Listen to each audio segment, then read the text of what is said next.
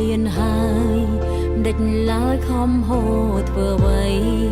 ហូរព្រោះឃើញគេមែនទេគេមានពុកម៉ែនៅក្បែរមានអ្នកចាំរក្សាថែមិនឯកាដូចយើងទេចង់រៀនលើកដៃសុំពៀងសុំទៀនតិចតួចពីគេវេទនាព្រោះគ្មានពុកម៉ែត្រូវតែខិតខំខ្លួនឯងម៉ែតែម៉ែនៅក្នុងសបិនខ្ញុំអត់តែខ្ញុំគិតថាដូចហើយចុះពុកមានមុខមាត់នៅក្នុងសបិនខ្ញុំអត់ដូចគ្នាប្រកាសជាដូចហើយពុកម៉ែប្រកាសជាស្អាតដូចខ្ញុំអញ្ចឹងមែនអត់ស្រកលើសំរាមដូចឡានឆោតចំបេះដូងជីវិតរសាត់ដូចក្បូនមើលមិនឃើញកង់ឃើញត្រើយខំធ្វើការដើម្បីសិក្សាប្រាថ្នារៀនគួងដូចគេទុំកូនកំព្រាពុកម៉ែតែកូនមិនចង់ចាញ់ឡើយម៉ែពិភពលោកនេះពិតជាធំខ្លាំងខ្ញុំពិតជាល្ងាខ្លាំងជីវិតជាកូនកំព្រារងាគ្មានអ្នកអោបទេឃើញគេស្រឡាញ់កូនគេឈឺចាប់អាណិតខ្លួនឯងស្រែកយំដងហើយប្រាប់មេជួយប្រាប់ពុកម៉ែខ្ញុំផ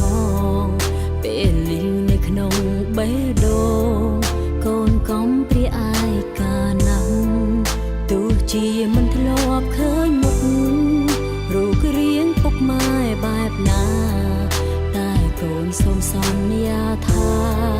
ធ្វើជាក្មេងល្អនៅថ្ងៃក្រោ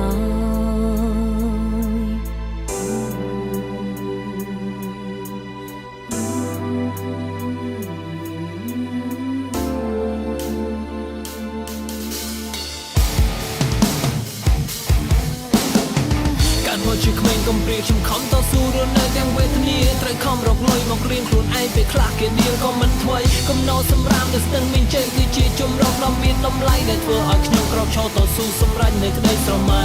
រាល់ថ្ងៃខ្ញុំខំនិយាយដាស់តឿនខ្លួនឯងឲ្យឧស្សាហ៍ញញឹមដើម្បីឈានចូលទៅផ្លូវជីវិតដែលពេញទៅដោយព្រះសង្ឃឹមថ្ងៃមួយខ្ញុំនឹងក្លាយជាមនុស្សល្អនៅក្នុងសង្គមហើយសង្ឃឹមថាខ្ញុំនឹងមានវាសនាក្នុងក្បួនដូចគេដូចឯងតែខ្ញុំជឿជាក់ថាពុកម៉ែពិតជាស្រឡាញ់ខ្ញុំដោយខ្ញុំស្រឡាញ់អ្នកអញ្ចឹងកុំអស់សង្ឃឹមឲ្យសោះ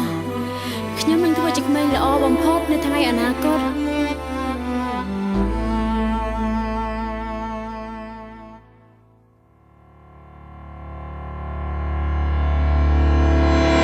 មកជាក្មេងកំព្រាខ្ញុំខំតស៊ូរស់នៅទាំងវេទនាត្រូវខំរកលុយមករៀនខ្លួនឯងពេលខ្លះគេរៀនក៏មិនថ្មីកំណត់សម្រាប់តែស្ទឹងមានជ័យគឺជាជំរកដ៏មានតម្លៃដែលធ្វើឲ្យខ្ញុំក្រោកឈរតស៊ូសម្រេចនៅក្តីស្រមៃ